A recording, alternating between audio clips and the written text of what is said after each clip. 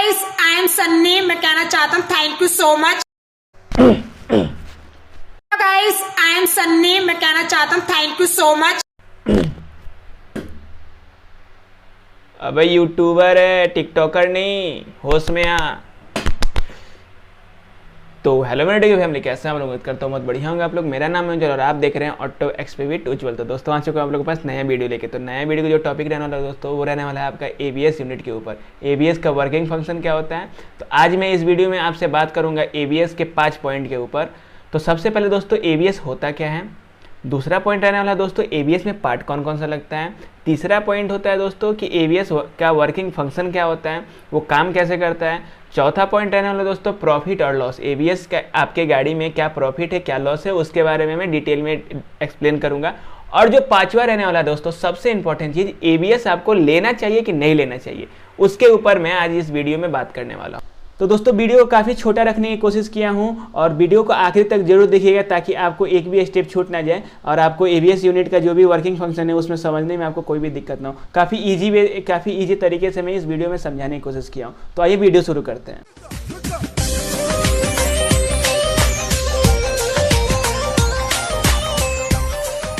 आइए दोस्तों सबसे पहले पॉइंट के ऊपर बात करते हैं एबीएस का फुल फॉर्म क्या होता है। एबीएस का फुल फॉर्म होता है एंटी लॉक ब्रेकिंग सिस्टम। इसका मतलब क्या होता है, आपके गाड़ी का जो पैनिक सिचुएशन में आप ब्रेक अप्लाई करते हैं वो ब्रेक आपका हो जाता है लॉक, आपके व्हील को कर देता है लॉक। उस लॉक की स्थिति में आप ना गाड़ी को मोड़ सकते हैं, ना ही आपका गाड़ी का जो ग्रिप होता है वो बढ़ता है। आपका गाड़ी का पूरी तरह से ग्रिप खत्म हो जाता है और आप गाड़ी को रोक भी नहीं सकते हैं और ना घुमा सकते हैं। तो इस सिचुएशन में अगर आप कहीं स्किड करते हुए जा रहे हैं, आपके सामने कोई ऑब्स्टिकल है जिससे आप टकराने वाले हैं, उस केस में आप उससे जाके सीधे टकरा सकते हैं। तो इस चीज़ को अवॉइड करने के लिए आता है दोस्तों anti lock braking system. Anti lock का मतलब होता है आपके जो भी टायर है उसको लॉक होने से बचाता है। तो ये काम कैसे करता है दोस्तों आगे मैं आपसे डिस्कस करूंगा। तो बात करते हैं दोस्तों दूसरे पॉइंट के ऊपर। तो इसमें पार्ट कौन कौन सा लगता है, तो पार्ट आपको मैं ऐसे गिना दूंगा तो आपको पता नहीं चलेगा। तो उसके लिए मैं एक छोटा सा डायग्राम बनाया हूँ, उसमें आपको बता रहा हूँ कि उसमें कौन कौन सा पार्ट लगता है और ये बाकी गाड़ियों से अलग कैसे होता है। ज़्यादा इसमें कोई एक्स्ट्रा पार्ट नहीं लगता है, लेकिन फिर भी कुछ एक्स्ट्रा पार्ट लगता है जिसकी वजह से आपका जो भी मेंटेनेंस थोड़ा सा बढ़ जाता है गाड़ी का। तो आइए पहले मैं आपको डायग्राम पे लेके चलता हूँ, उसके बाद मैं समझाता हूँ कि कैसे वो काम करता है। तो दोस्तों एबीएस यूनिट में ज़्यादा पार्ट नहीं होता है। तो एबीएस यूनिट में आपका सबसे पहले आ जाता है स्पीड सेंसर, जो कि आपके डिस्प्ले में लगा होता है। और ये पंप, वेल्व और कंट्रोलर वो एक ही यूनिट में लगा होता है दोस्तों।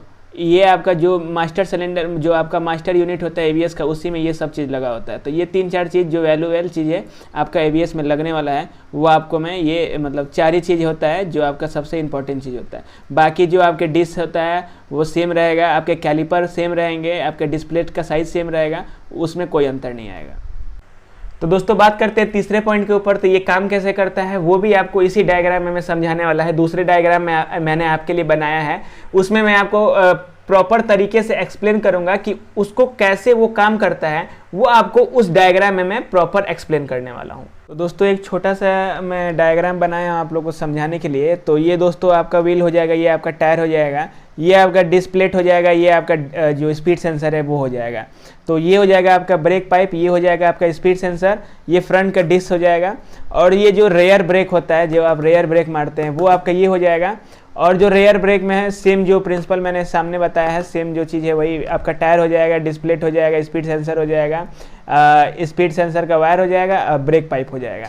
तो इसमें जो सबसे इंपॉर्टेंट चीज़ है दोस्तों, ये आपका ECU, इलेक्ट्रॉनिक कंट्रोल यूनिट इसको बोलते हैं। और एबीएस का मास्टर यूनिट यही है। इसमें वेल्व हो जाएगा, आपका पंप हो जाएगा और कंट्रोलर हो जाएगा, इसी से आपका पूरा कंट्रोल होगा। तो इसका वर्किंग फंक्शन मैं आपको समझाता हूँ। तो इसका वर्किंग फंक्शन है दोस्तों कि अगर आप फ्रंट ब्रेक मार रहे हैं, ठीक है, तो फ्रंट ब्रेक आपका डायरेक्ट डिस्क में नहीं आता है। फ्रंट ब्रेक का जो भी ब्रेक लाइन होता है आपके डायरेक्ट डिस्क में नहीं आता है, डायरेक्ट डिस्क में नहीं आ जाता है।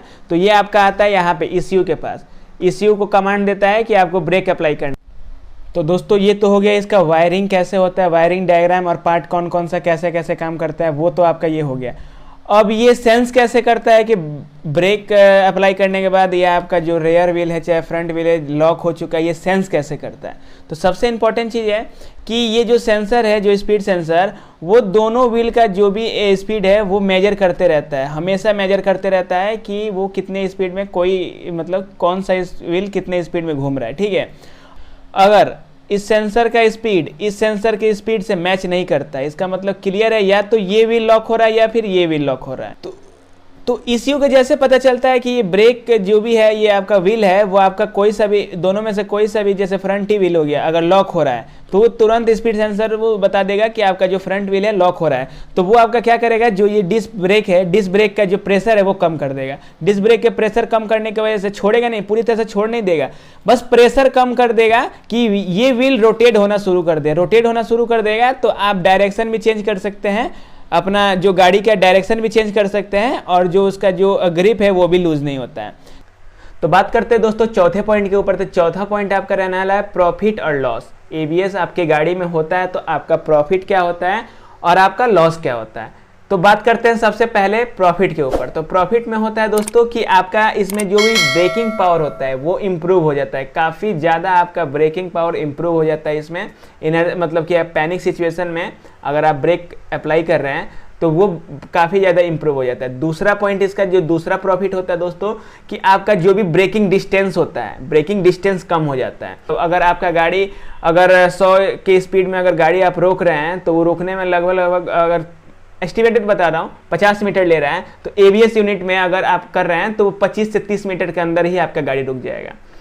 तो तीसरे पॉइंट के ऊपर दोस्तों बात करते हैं। तो तीसरे पॉइंट में रहने वाला है, अगर आपके पास ब्रेक एबीएस वाला गाड़ी है तो आप ऑब्स्टिकल से बच भी सकते हैं, क्योंकि आपका जो भी व्हील होगा लॉक नहीं होगा और आप ग्रिप लॉस नहीं करेंगे। और ग्रिप लॉस नहीं करेंगे तो आप इजीली गाड़ी को टर्न ले सकते हैं या फिर ऑब्स्टिकल से बचा सकते हैं। मैं ये नहीं बोल रहा हूँ कि ऑब्स्टिकल के पास जाते जाते आपको गाड़ी को रोक देना है। अगर गाड़ी नहीं रुक पाता है तो आप उस चीज़ को टर्न लेके उस चीज़ को अवॉइड कर सकते हैं या फिर मतलब साइड से भी निकल सकते हैं। तो ये भी प्रॉफिट एक हो जाता है। चौथा जो प्रॉफिट रहने वाला दोस्तों, चौथा प्रॉफिट इसमें रहने वाला है कॉन्फिडेंट राइड।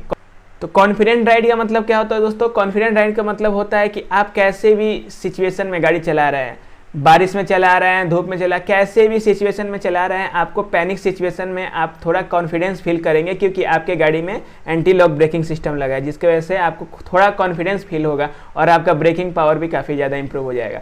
तो बात करते हैं दोस्तों इसका जो भी लॉस है। तो लॉस में आपका आ जाएगा दोस्तों कि ये बाकी जो नॉर्मल गाड़ी होती है जिसमें एबीएस नहीं लगा होता है उससे थोड़ा महंगा आता है, लगभग 10 से 15 हज़ार रुपये ये महंगा आता है। दूसरे अगर लॉस की बात की जाए तो थोड़ा इसका मेंटेनेंस हाई है, और यह लोकल मैकेनिक के मान का कितनी बार नहीं हो पाता है। लोकल मैकेनिक इस चीज़ को समझ नहीं पाते हैं या फिर उस चीज़ को ठीक नहीं कर पाते हैं। इसके लिए आपको मेन सर्विस सेंटर में ही जाना पड़ता है। तो ये भी एक चीज़ हो सकता है इसका लॉस में, अगर आप गिनना चाहें तो गिन सकते हैं इस चीज़ को। तीसरा जो पॉइंट रहने वाला दोस्तों, इसमें ज़्यादा पार्ट है, मतलब खराब होने का संभावना भी ज़्यादा है, और जो इसमें चूहा हुआ एक भी अगर सेंसर का वायर काट दिया तो आपका पूरा का पूरा एबीएस यूनिट आपका डिसेबल हो जाएगा। तो एबीएस यूनिट डिसेबल होने का मतलब ये नहीं कि आपका ब्रेकिंग ही काम नहीं करेगा, ब्रेकिंग पावर ही काम, मतलब ब्रेक लगना ही बंद हो जाएगा। वो आपका जो भी होता है डायरेक्ट हो जाएगा। आप जैसे नॉर्मल गाड़ियों में ब्रेक लगाते हैं वैसे ही इस गाड़ी में भी सिंपल ब्रेक लगेगा, कोई एबीएस यूनिट काम नहीं करेगा। इसमें छोटा छोटा जो भी वायर होता है, अगर एक भी चूहे ने काट दिया तो आपका जितना भी आपका एबीएस यूनिट है वो डिसेबल हो जाएगा। तो पांचवा दोस्तों रहने वाला है कि आपको एबीएस वाली गाड़ियां लेनी चाहिए कि नहीं लेनी चाहिए। तो सबसे इंपॉर्टेंट चीज एक वर्ड में आपको अगर बताऊं तो एक वर्ड में ये रहेगा कि आपको बिल्कुल लेना चाहिए। अगर आपको 10-15 हज़ार रुपए का बजट अलाउ नहीं कर रहा है तो इधर उधर से ले लीजिएगा, लेकिन आप एबीएस वाला गाड़ी लीजिएगा जरूर, क्योंकि इसमें आपको जितना ज्यादा लॉस नहीं है उससे लगभग 2 से 3 गुना ज्यादा इसमें प्रॉफिट है। तो मेरे हिसाब से अगर आप मेरा अगर राय लीजिएगा तो एबीएस वाला गाड़ी बिल्कुल लीजिएगा। तो दोस्तों बात करते हैं इसमें 2-3 लोगों के दिमाग में मिथ भी रहता है एबीएस यूनिट के बारे में या फिर एबीएस वर्किंग फंक्शन के बारे में। तो उस चीज़ को मैं इस वीडियो में क्लियरिफाई करने वाला हूँ। तो सबसे पहला मिथ दोस्तों होता है लोगों के दिमाग में कि जो मेरे पास एबीएस वाला यूनिट वाला गाड़ी है तो वो कभी एक्सीडेंट हो ही नहीं सकता। ऐसा कुछ नहीं है। अगर आप प्रॉपर टाइम पे ब्रेक नहीं लगा रहे हैं तो आपका एक्सीडेंट होना एकदम निश्चित है। और वैसे ये एक हद तक कम करता है, जो भी एक्सीडेंट का चांस होता है उसको कम करता है। ये नहीं कि ख़त्म कर देता है, एक हद तक चांस को कम करता है। ऐसा नहीं है कि पूरे तरह से ख़त्म हो जाता है। तो आपके दोनों व्हील में ही आपका स्पीड सेंसर लगा होता है। तो इसका मतलब ये नहीं कि आपके दोनों व्हील में ही आपका एबीएस यूनिट काम कर रहा है। तो आप गाड़ी के जो स्पेसिफिकेशन है उसमें पढ़ सकते हैं कि सिंगल चैनल है या फिर डुअल चैनल है। उस चीज़ से आप वो जो भी मिथ है उसको बस्ट कर सकते हैं कि आपके गाड़ी में दोनों चैनल एबीएस है कि सिंगल चैनल एबीएस है। तो दोस्तों अगर आप ये सोच रहे होंगे कि ABS गाड़ी है कि नहीं, आप कैसे पता लगा सकते हैं, तो उसका बहुत सिंपल वे है। आप जो ब्रेक कैलिपर, सामने वाला फ्रंट ब्रेक का कैलिपर है, उसका जो पाइप होता है वो आप देखिएगा गया कहाँ है। अगर डायरेक्ट आपके डिस्क में आ रहा है तब तो वो ABS सेंसर, ABS उसमें है ही नहीं। अगर वो जा रहा है ECU में, स्पीड कंट्रोल पंप में जा रहा है, उसके बाद वहाँ से एक और यूनिट आ रहा है, एक और पाइप आ रहा है आपके डिस्क ब्रेक में, तो आप समझ लीजिएगा ये गाड़ी में ABS लगा हुआ है। तो उम्मीद करता हूँ दोस्तों आपको वीडियो पसंद आए। वीडियो पसंद आए तो लाइक कर सकते हैं, कमेंट कर सकते हैं और सब्सक्राइब जरूर कीजिएगा और साइड वाले बेल आइकन को जरूर प्रेस कर दीजिएगा ताकि जो भी मेरा नया रेगुलर अपडेट है वो आप तक सबसे पहले पहुँच सके। So thank you for watching, keep loving, keep supporting, stay tuned, wait for my next video. जय हिंद।